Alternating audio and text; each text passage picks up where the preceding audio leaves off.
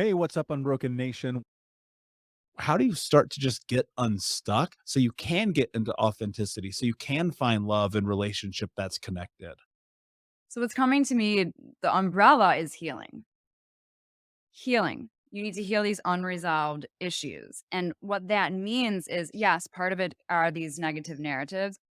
But when it really comes down to it, what it comes down to is loving yourself unconditionally. And once again, sounds cliche, but let me explain what that really means and what authentic self really means.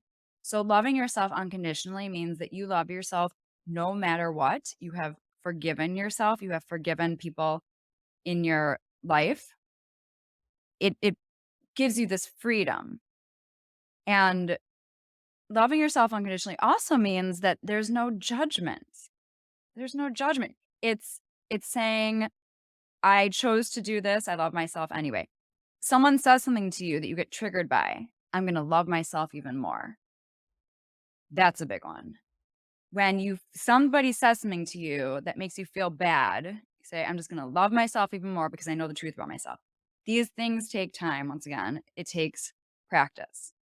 So I don't know if that answers your question. I love that you're saying, here's the 25-year-old who's saying whatever, but these things are real. And once again, talking to a professional and getting past your ego. Now I'm going to the 25-year-old.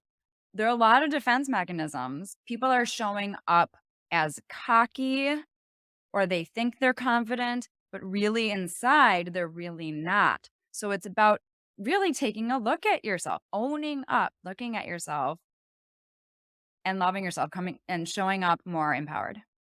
Yeah, I think deploying a tremendous amount of grace, and you talked about healing being this umbrella, like you have to give yourself grace in this. I look back at 10, 11, 12 years ago, really starting the beginning of this journey. And it was like, I would take one step forward and 10,000 freaking steps backwards. Because one of the things I had not done is I had not really identified like what I actually wanted. Right. And Mhm. it was like, here I am in this rudderless boat trying to like go to shore of this new life. And I was like, I don't even know what that new life looks like. And I realized in that journey that a big part of it was even though I'd been doing some of these healing modalities, I still had this massive amount of fear. And I think so many people have fear, and then fear turns in like this self-fulfilling prophecy. And then suddenly you're in this place where it's like, wait a second, what is happening? How do people start to navigate the fear of becoming? Okay, well, I love that we're bringing up fear because in life, there are two things there's fear and there's love. That's it. Fear and love.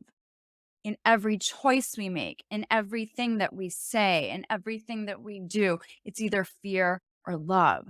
So, just like going to AA, you have to acknowledge there's a problem.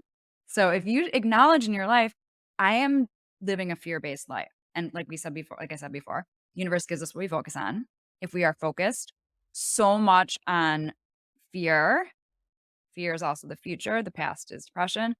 And if we're not being present and we're just focused on fear, nothing good's gonna come out of that. So once again, it's a threat to yourself. And but really it's really about awareness because the average human is not aware of the amount of fearful thoughts that we are having and the amount of choices that we are making that are fear based. And a little history-ish is that when I say the ego and going dropping from your head to your heart, our ego, which is fear-based, it's doing the best it can. Like, we're doing the best we can. It's trying to keep us safe. And it's there because a long time ago, it prevented us from getting killed by bears or fires. It tells us, "No, stop." But now as evolved humans, we need to have a talk with it, and we need to say, "I got this." Like, let me be free. Let me let me be live a big life. Stop holding me back.